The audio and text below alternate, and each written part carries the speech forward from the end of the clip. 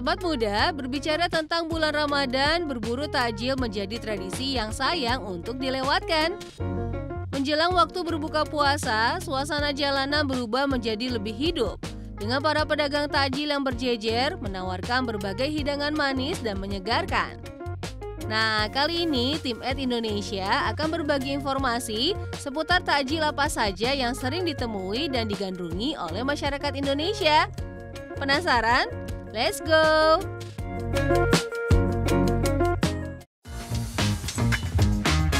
Pertama, ada kolak atau biasa disebut kolak.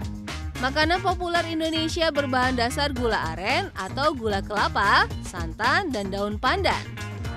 Hidangan yang biasa disajikan baik hangat maupun dingin ini memiliki rasa manis yang khas. Campuran pisang, ubi, dan singkong sangat cocok untuk disantap di waktu buka puasa. Menjadi makanan asli khas Nusantara, terutama dari masyarakat Jawa, khususnya budaya Mataram, kolak ternyata memiliki sejarah panjang loh sobat muda. Menurut Fadli Rahman, sejarawan dan penulis buku berjudul Jejak Rasa Nusantara Sejarah Makanan Indonesia, diketahui asal-usul nama kolak diperkirakan berasal dari kata khalik yang memiliki arti sang pencipta. Kolak menjadi media dan sarana dakwah dalam menyebarkan agama Islam di Indonesia. Ya, dikatakan sebagai media berdakwah karena unsur-unsur yang ada dalam kolak ternyata berkaitan dengan ajaran penyebaran agama Islam. Kita bahas unsurnya satu persatu ya. Mulai dari potongan pisang kepok yang dianggap sebagai pendekatan kepada sang pencipta. Kata kepok sering dikaitkan dengan kata kapok yang secara makna dalam bahasa Jawa berarti jera.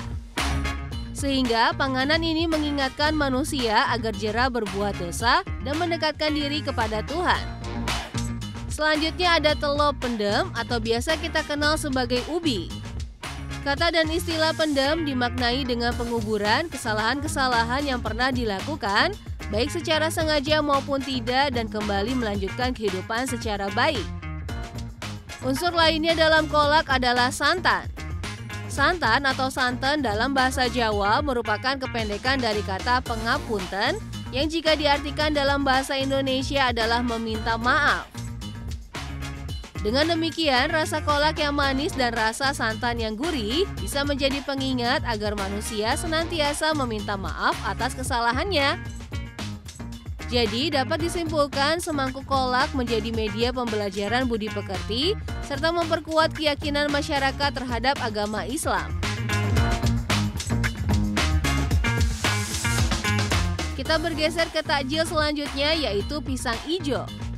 Warna hijau cerah yang membungkus pisang matang, dipadu dengan bubur sumsum yang lembut, serta siraman sirup merah yang manis menggoda. Inilah pisang ijo. Tekstur kenyal dari lapisan hijau yang dibuat dari adonan tepung beras, berpadu sempurna dengan kesegaran es serut dan gurihnya santan. Pisang ijo menjadi hidangan yang tepat untuk melepas dahaga setelah berpuasa. Sobat muda, kuliner khas Makassar, Sulawesi Selatan ini ternyata sudah ada sejak dahulu loh. Menurut berbagai sumber sejarah kuliner, es pisang ijo telah menjadi bagian dari tradisi masyarakat Makassar sejak awal abad ke-20. Makanan ini pertama kali dibuat oleh masyarakat Makassar sebagai sajian spesial dalam acara adat dan keagamaan. Nama pisang ijo diambil dari ciri khas makanan ini. Ya, warna hijau pada lapisan luar pisang bukan hanya sekedar estetika, tetapi memiliki makna tersendiri. Dalam budaya Makassar, warna hijau melambangkan kesuburan, kehidupan, dan harapan baik. Tidak sampai di situ, pisang sebagai bahan utamanya juga memiliki filosofi mendalam loh. Masyarakat Makassar meyakini pisang adalah simbol keberkahan dan kesejahteraan. Jadi, tidak heran jika makanan berbahan dasar pisang ini sering dihidangkan dalam acara adat termasuk saat bulan Ramadan. Sekarang kita ke menu takjil favorit terakhir, yaitu sop buah. Hidangan ini hampir bisa kita temui di setiap daerah, terutama saat bulan Ramadan. Bukan sekedar campuran antara buah, es, dan susu, namun di balik kesegarannya ada kisah menarik untuk ditelusuri loh. Mengulik sejarahnya, tercatat bahwa sop buah mulai populer di Indonesia sekitar tahun 1980-an. Menurut cerita yang beredar di masyarakat, hidangan ini pertama kali diperkenalkan di Bandung, Jawa Barat. Kala itu, di kota yang terkenal dengan udara sejuknya ini, terdapat seorang pedagang yang mencoba mengolah berbagai jenis buah segar menjadi satu sajian yang tidak hanya nikmat tetapi juga menyegarkan. Berbeda dengan es campur yang lebih dulu dikenal, sop buah mengandalkan kesegaran buah sebagai bintang utamanya tanpa tambahan agar-agar atau cendol seperti dalam es campur. Dari Bandung, sop buah kemudian menyebar ke berbagai daerah di Indonesia. Keunikan rasanya membuat makanan ini cepat dikenal dan disukai banyak orang, terutama di bulan Ramadan. Pada momen bulan puasa, biasanya sop buah semakin digemari karena rasanya yang menyegarkan dapat membantu tubuh kembali terhidrasi setelah seharian berpuasa.